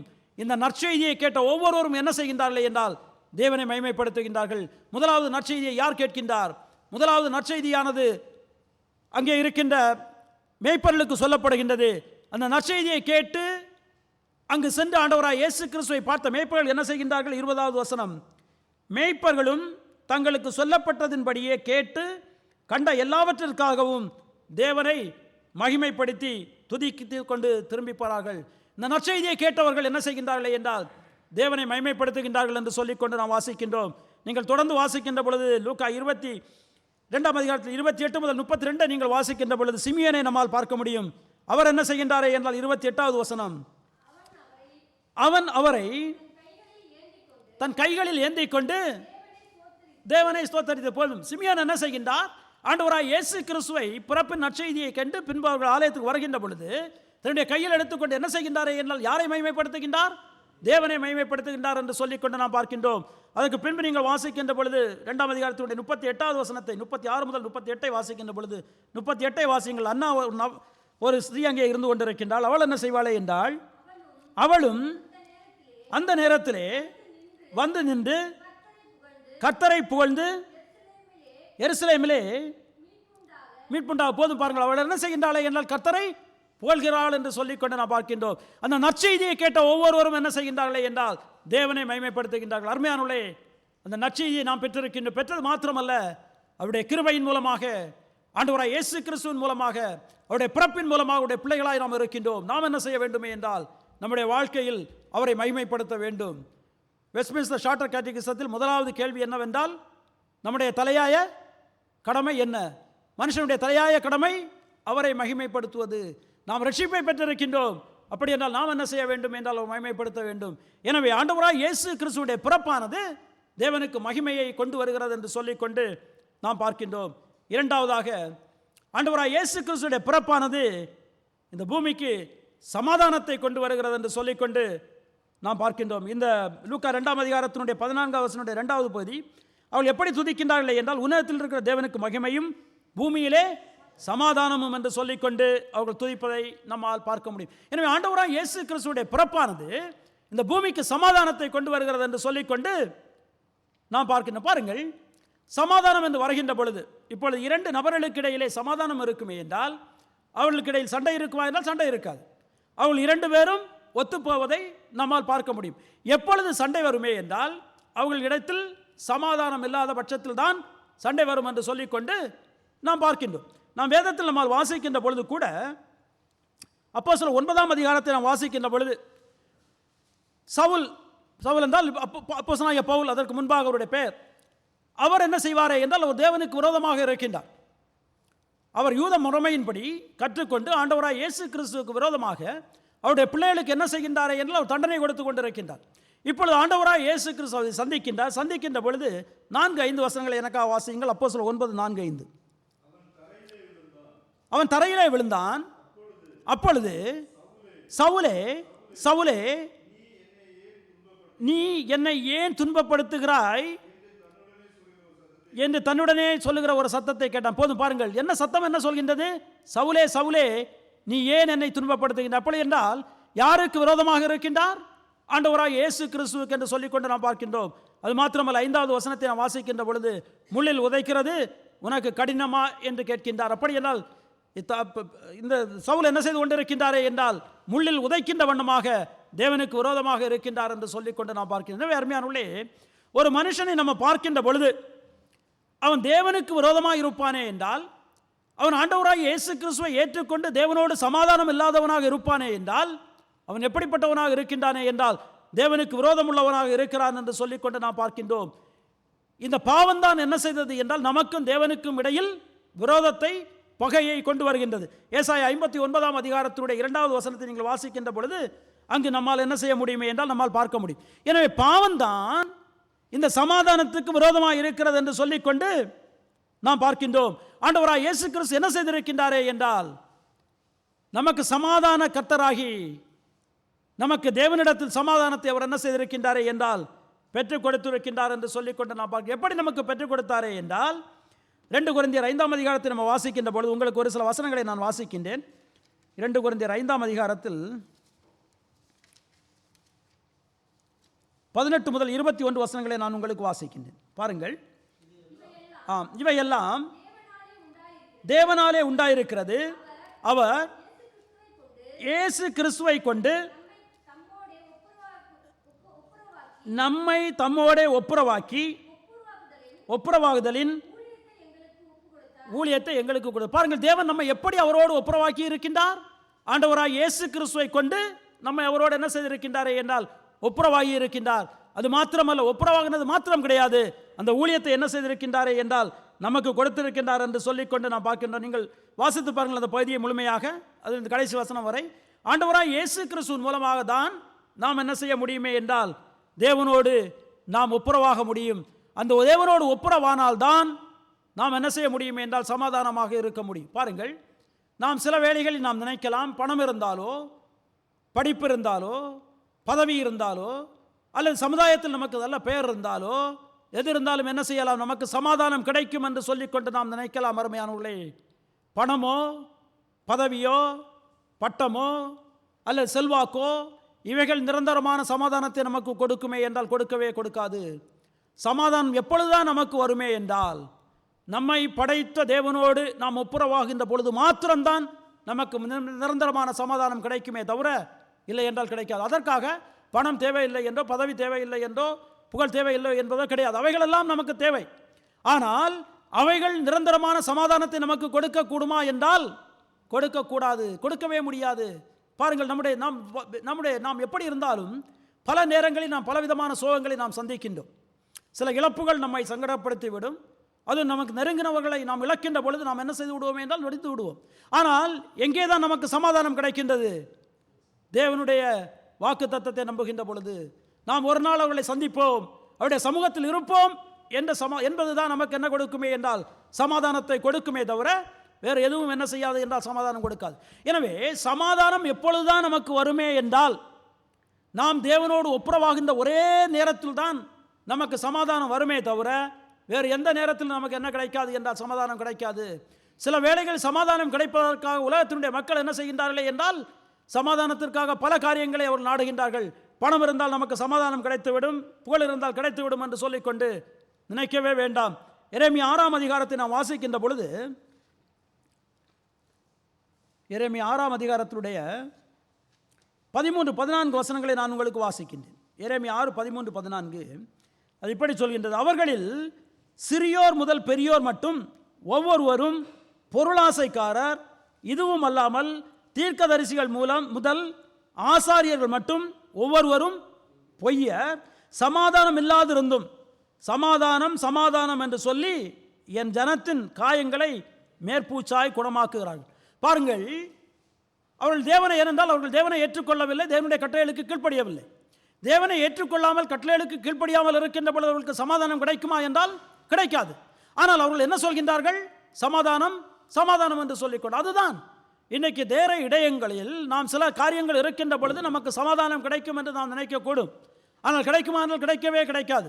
சமாதானம் எப்பொழுதுதான் கிடைக்குமே என்றால் நாம் ஆண்டவராய் இயேசு கிறிஸ்துவின் மூலமாக தேவனோடு ஒப்புரவாகின்ற ஒரே நேரத்தில் தான் நமக்கு சமாதானம் கிடைக்குமே தவிர வேறு எந்த நேரத்தில் நமக்கு என்ன செய்யாது என்றால் சமாதானம் கிடைக்காது என்று சொல்லிக்கொண்டு நாம் பார்க்கின்றோம்.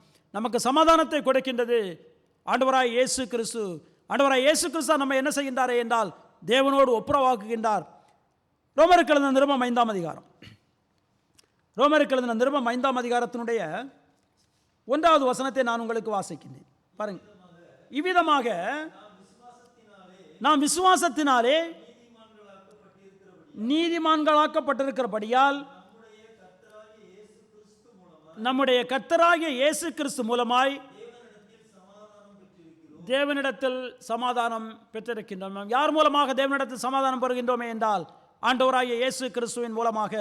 நீங்கள் மற்றும் கொலோசியர் 1ஆம் அதிகாரத்துடைய 20வது வசனத்தை வாசிக்கலாம்.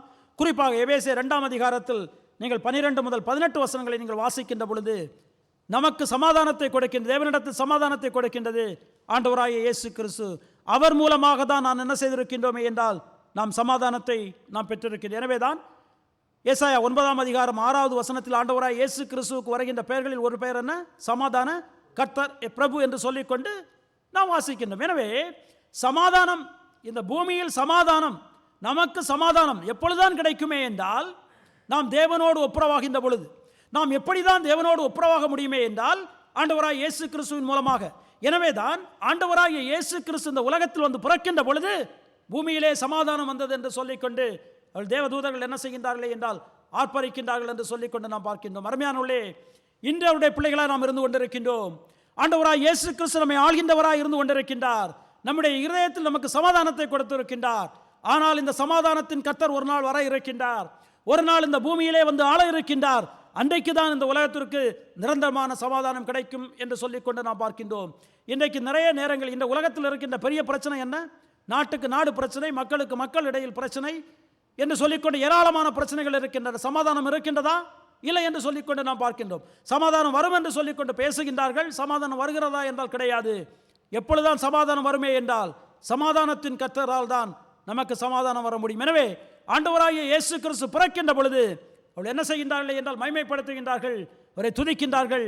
ஏனென்றால் சமாதான பிரபு, சமாதானத்தின் கர்த்தர் வந்திருக்கின்றார். எனவே ஆண்டவராகிய இயேசு கிறிஸ்துவுடைய பிறப்பானது இந்த பூமியிலே சமாதானத்தை கொண்டு வருகின்றது. எனவே நாம் என்ன செய்ய முடியும்? தேவனை நாம் மகிமைப்படுத்த முடியும் என்று சொல்லிக் கொண்டு பார்க்கின்றோம். பாருங்கள், அவருடைய பிறப்பானது தேவனுக்கு மகிமை கொண்டு வருகின்றது. அது மாத்திரமல்ல, அவருடைய பிறப்பானது பூமியிலே சமாதானத்தை கொண்டு வருகிறது என்று சொல்லிக்கொண்டு நாம் பார்க்கின்றோம். மூன்றாவது, சுருக்கமாக அவருடைய பிறப்பானது தேவன் நம்மேல் வைத்த அன்பை காண்பிக்கிறது என்று சொல்லிக்கொண்டு நாம் பார்க்கின்றோம். 14வது வசனம் 3வது வாசிக்கின்ற பொழுது சொல்கின்றது, மனுஷர் மேல் பிரியமும் உண்டாவதாக என்று சொல்லி தேவனை துதித்தார்கள். அப்படி என்றால் இது எதை காண்பிக்கின்றது என்றால் தேவன் மனுஷன் மேல் வைத்திருக்கின்ற பிரியத்தை, அந்த அன்பை என்ன செய்கிறது என்றால் இது காண்பிக்கிறது என்று சொல்லிக்கொண்டு நாம் பார்க்கின்றோம். ஆண்டவராய் இயேசு கிறிஸ்துவினுடைய பிறப்பானது தேவன் உங்கள் மேலும் என் மேலும் இந்த உலகத்தின் மேலும் வைத்த அன்பை என்ன செய்கிறது என்றால் காண்பிக்கின்றது. யோவான் 3ஆம் அதிகாரத்தினுடைய 16வது வசனம் என்ன சொல்கின்றது? தேவன் தன்னுடைய ஒரே பேரான குமாரனை விசுவாசிக்கிறவன் எவனோ அவன் கெட்டுப்போகாமல் நித்திய ஜீவனை அடையும்படியாய் அவனை தந்தருளி இவ்வளவாய் உலகத்தில் அன்பு கூர்ந்தார். பாருங்கள், தனக்கு விரோதமாக பாவம் செய்த இந்த மக்கள் மேல் தேவன் எவ்வளவு அன்பு வைத்திருக்கின்றாரே என்றால் தன்னுடைய ஒரே பேரான குமாரனை இந்த உலகத்திற்கு அவர் அனுப்பியிருக்கின்றார். 17வது வசனத்தை வாசிங்கள். யோவான் உலகத்தை ஆக்கினைக்குள்ளாக தீர்க்கும்படி தேவன் தன்னுடைய குமாரனை உலகத்தில் அனுப்பாமல் அவராலே உலகம் ரட்சிக்கப்படுவதற்காகவே அவரை அனுப்பினார். யோசித்து பாருங்கள் அருமையானவர்களே, நம்மை ரட்சிக்கும்படியாய் அவர் என்ன செய்திருக்கின்றாரே என்றால் தன்னுடைய ஒரே பேரான குமாரனை, எந்த அளவுக்கு என்றால் உங்களையும் என்னையும் போல ஒரு மனுஷனாக வந்து அதிலும் மனுஷர்களிலும் சிலுவைக்கு சென்று தான் மரணம் அடையும்படியாக பிலிப்பியர் 2ஆம் அதிகாரத்தில் வாசிக்க முடியும். அந்த அளவுக்கு தாழ்த்தி என்ன செய்திருக்கின்றாரே என்றால் நம்மை கொடுத்திருக்கின்றார். எதற்கு என்றால் அவர் நம்மேல் வைத்த அன்பை தேவன் காண்பிக்கும்படியாக என்று சொல்லிக்கொண்டு நாம் பார்க்கின்றோம். அருமையானவர்களே, உங்கள் மேலும் என் மேலும் வைத்த அன்பினால் தேவன் என்ன செய்திருக்கின்றாரே என்றால் தன்னுடைய ஒரே பேரான குமாரனாகிய ஆண்டவராய் இயேசு கிறிஸ்துவை அவர் விட்டுவிடவில்லை என்று சொல்லிக்கொண்டு நாம் பார்க்கின்றோம். நீங்கள் வாசிக்கின்ற பொழுது ரோமர் 8ஆம் அதிகாரத்தில் ஒரு வசனத்தை நான் உங்களுக்கு வாசிக்கின்றேன். ரோமர் 8ஆம் அதிகாரத்துடைய 32வது வசனத்தை வாசிக்கின்றேன். தம்முடைய சொந்த குமாரன் என்றும் பாராமல் நம்ம எல்லாருக்காகவும் அவரை ஒப்புக் கொடுத்தவர் அவருடைய கூட மற்ற எல்லாவற்றையும் நமக்கு அருளாதிருப்பது எப்படி? தன்னுடைய ஒரே பேரான குமாரனாகிய ஆண்டவராய் இயேசு கிறிஸ்து நமக்காக கொடுத்திருக்கின்றார். அப்படி என்றால் என்ன செய்வாரே என்றால் நமக்கு எல்லாவற்றையும் அவர் கொடுக்க வல்லவராய் இருக்கின்றார். அவர் வாக்குத்தத்தம் கொடுத்த எல்லாவற்றையும் நமக்கு கொடுக்க வல்லவராய் இருக்கின்றார். அந்த தேவனுடைய அன்பை விட்டு நம்ம யாராவது பிரிக்க முடியுமா என்றால் யாருமே பிரிக்க முடியாது. எந்த விதமான சூழ்நிலையிலும் அவருடைய அன்பிலிருந்து நம்மை பிரிக்க முடியுமா என்றால் பிரிக்க முடியாது என்று சொல்லிக்கொண்டு நான் வாசிக்கின்றோம். ரோமர் 8ஆம் அதிகாரம் 36 முதல் 39 வசனங்களை நான் வாசிக்கின்றேன்.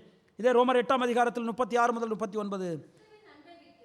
கிறிஸ்துவின் அன்பை விட்டு நம்மை பிரிப்பவன் யார்? உபத்திரவமோ, வியாகுலமோ, துன்பமோ, பசியோ, நிர்வாணமோ, நாச மோசமோ, பட்டயமோ, இவைகள் எல்லாவற்றிலேயும் நாம் நம்மில் அன்பு கூறுகிறவராலே முற்றும் ஜெயம் கொள்கிறவர்களாய் இருக்கிறோம்.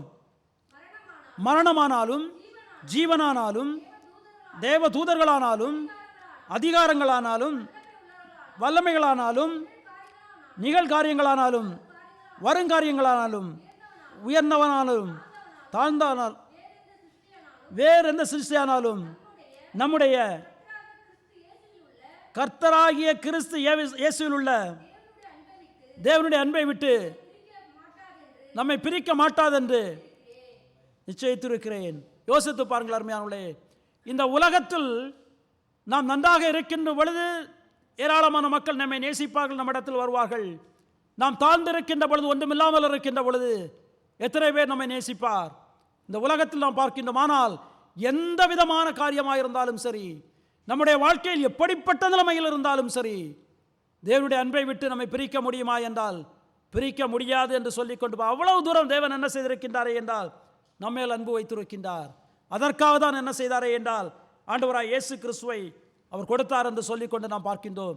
நாம் அவ்வளவு தூரம் மிகவும் மோசமான பாவிகள், நாம் மறந்து போகக்கூடாது அருமையானவர்களே.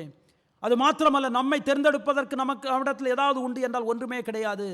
ஆனால் தேவன் என்ன செய்திருக்கின்றாரே என்றால் அப்படிப்பட்ட நம்மை அவர் தேர்ந்தெடுக்கின்றார். அதான் 1 கொரிந்தியர் நாம் வாசிக்கின்ற பொழுது 1ஆம் அதிகாரத்தில் 26 முதல் 31 வசனங்களை நான் உங்களுக்கு வாசிக்கின்றேன். 1 கொரிந்தியர் 1ஆம் அதிகாரத்தில் 26 முதல் 31 வசனங்கள். எப்படியெனில் சகோதரரே, நீங்கள் அழைக்கப்பட்ட அழைப்பை பாருங்கள். மாமிசத்தின்படி ஞானிகள் அநேகர் இல்லை, வல்லவர்கள் அநேகர் இல்லை, பிரபுக்கள் அநேகர் இல்லை. ஞானிகளை வெட்கப்படுத்தும்படி தேவன் உலகத்தில் பைத்தியமானவைகளை தெரிந்து கொண்டார். பலமுள்ளவர்களை வெட்கப்படுத்தும்படி தேவன் உலகத்தில் பலவீனமானவைகளை தெரிந்து கொண்டார். உள்ளவைகளை அவமாக்கும்படி உலகத்தில் இழிவானவைகளையும் அற்பமாக எண்ணப்பட்டவைகளையும் இல்லாதவைகளையும் தேவன் தெரிந்து கொண்டார். மாம்சமான எவனும் தேவனுக்கு முன்பாக பெருமை பாராட்டாதபடிக்கு அப்படி செய்தார். அந்தபடி நீங்கள் அவராலே கிறிஸ்து இயேசுவுக்குட்பட்டிருக்கிறீர்கள். எழுதியிருக்கிறபடி மேன்மை பாராட்டுகிறவன் கர்த்தரை குறித்தே மேன்மை பாராட்டத்தக்கதாக அவரே தேவனால் நமக்கு ஞானமும் நீதியும் பரிசுத்தமும் மீட்புமானார். இந்த உலகத்தில் ஒன்றுமில்லாதவர்கள் நாம். நம்மை விட எவ்வளோ பெரிய ஞானிகள் இருக்கின்றார்கள், நம்மை விட எவ்வளோ பெரிய பணக்காரர்கள் இருக்கின்றார்கள், நம்மை விட எவ்வளோ பெரிய புகழ் வாய்ந்தவர்கள் இருக்கின்றார்கள். ஆனால் யாரை தெரிந்து கொண்டாரே என்றால் உங்களையும் என்னையும் தெரிந்து கொண்டார். எதற்கு என்றால் நாம் அவரை மகிமைப்படுத்தும்படியாய். அருமையானவர்களே, நான் முடிக்கின்றேன். பாருங்கள், தேவன் இவ்வளவு பெரிய காரியத்தை செய்திருக்கின்றார். நாம் ஏன் தேவனை மகிமைப்படுத்த முடியும்? ஏன் ஆண்டவராய் இயேசு கிறிஸ்துடைய பிறப்பில் நாம் பார்க்கின்ற பொழுது அன்றைக்கு தேவதூதர்கள் அவரை மகிமைப்படுத்தினார்கள், நாம் ஏன் மகிமைப்படுத்த முடியுமே என்றால் இதுதான் காரணம். ஆண்டவராகிய இயேசு கிறிஸ்துவை நமக்காக அவர் கொடுத்திருக்கின்றார், நம்மை மீட்பதற்காக. எனவே நாம் அவரை மகிமைப்படுத்த முடியும். தேவன் என்ன செய்திருக்கின்றாரே என்றால் தன்னுடைய கிருபையை காண்பித்திருக்கின்றார். பாருங்கள், நாம் தகுதி உள்ளவர்கள் கிடையாது. தகுதி இல்லாத நம்மளை அவர் என்ன செய்திருக்கின்றாரே என்றால் தெரிந்தெடுத்து நமக்காக ஆண்டவராய் இயேசு கிறிஸ்து அனுப்பினபடியினால் நாம் என்ன செய்ய முடியும் என்றால் தேவனை மகிமைப்படுத்த முடியும். அது மாத்திரமல்ல, நாம் தேவனோடு நாம் சமாதானம் கொள்ளும்படியாய் அதற்காக ஆண்டவராய் இயேசு கிறிஸ்து அனுப்பியிருக்கின்றார். நாம் இந்த உலகத்தில் வாழ்கின்ற நாட்களில் சமாதானத்தோடு வாழவும், ஒரு நாள் அவருடைய வருகையின் பொழுது அவரோடு கூட இந்த சமாதான உலகில் நாம் வாழவும் தேவன் நமக்கு கிருபை கொடுத்தபடியினால் நாம் என்ன செய்ய முடியுமே என்றால் அவரை மகிமைப்படுத்த முடியும். அது மாத்திரமல்ல, நம்மேல் அவர் வைத்த அன்பினால், இந்த அன்பிற்கு எந்த விதத்திலும் பாக்கியவான்களா இல்லாத பொழுதிலும் கூட அந்த அன்பை விட்டு பிரிக்க முடியாத அளவுக்கு நம்மேல் அன்பு வைத்து ஆண்டவராய் இயேசு கிறிஸ்துவை என்ன செய்திருக்கின்றாரே என்றால் இந்த உலகத்துக்கு கொடுத்தபடியினால் நாம் என்ன செய்ய முடியுமே என்றால் நாம் அவரை மகிமைப்படுத்த முடியும். அருமையானவர்களே, அதுதான் தேவதூதர்கள் என்ன செய்கின்றார்களே என்றால் அவர்கள் பாடுகின்றார்கள். 14வது வசனம், உன்னதத்தில் இருக்கிற தேவனுக்கு மகிமையும் பூமியிலே சமாதானமும் மனுஷர் மேல் பிரியமும் உண்டாவதாக என்று சொல்லி தேவனை துதித்தார்கள். இதுதான் நாம் தேவனை துதிப்பதற்கு காரணம். நாம் ஏன் இந்த நாட்களில் நாம் மகிழ்ச்சியாக இருக்கின்றோம்? ஏன் இந்த நாட்களில் நாம் வீடுகள் சென்று பாடல்களை நாம் பாடுகின்றோம்? ஏன் இந்த நாட்களில் நாம் தேவனுக்கென்று நாம் பாடல்கள் மூலமாக ஒரு ஆராதனையில் நாம் துதிக்கின்றோம்? இதுதான் காரணம். தேவன் இவைகளை நமக்கு செய்திருக்கின்றார். எனவே நாம் என்ன செய்ய முடியுமே என்றால் அவரை துதிக்க முடியும். எனவே நாம் துதிக்கின்றவர்களாக நாம் காணப்படுவோம். தேவன் நம்மை ஆசீர்வதிப்பார். கண்களை மூடி ஜெபிக்கலாம்.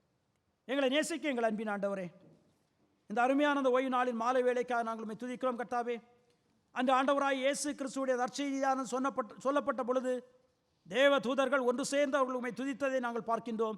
அவனமாக உம்முடைய பிள்ளைகளாக இருக்கின்ற நாங்களும் கூட ஆண்டவராய் இயேசு கிறிஸ்துவின் பிறப்பின் மூலமாக எங்களுக்கு தேவனோடு உம்மோடு அவர்கள் கொடுத்திருக்கின்ற சமாதானத்தின் மூலமாக நீர் எங்கள் மேல் வைத்த அன்பை காண்பித்ததற்காக நாங்களும் உம்மை எங்களுடைய வாழ்நாட்களில் துதிக்கின்றவர்களாய் மகிமைப்படுத்துகின்றவர்களாய் இந்த உலகத்தில் வாழ்வதற்கு நீதாம் எங்கள் ஒவ்வொருவருக்கும் கிருபை தர வேண்டுமாறு ஜெபிக்கிறோம். குறிப்பாக இந்த கிறிஸ்மஸ் நாட்கள் அப்படிப்பட்ட ஒரு நல்ல நாட்களாக எங்களுக்கு அமைவும் நாங்கள் உம்மை துதிப்பதற்கு நீர் எங்களுக்கு கிருபை கொடுத்து ஆசை வைத்து வளர்த்த வேண்டுமாறு ஜெபிக்கிறோம். எங்களை உம்முடைய சமூகத்தில் நாங்கள் தாழ்த்தி ஒப்படைத்து ஜெபிக்கிறோம். மீட்பரின் நாமத்தில் ஜெபிக்கிறோம் எங்கள் அன்பின் பிதாவே, ஆமீன்.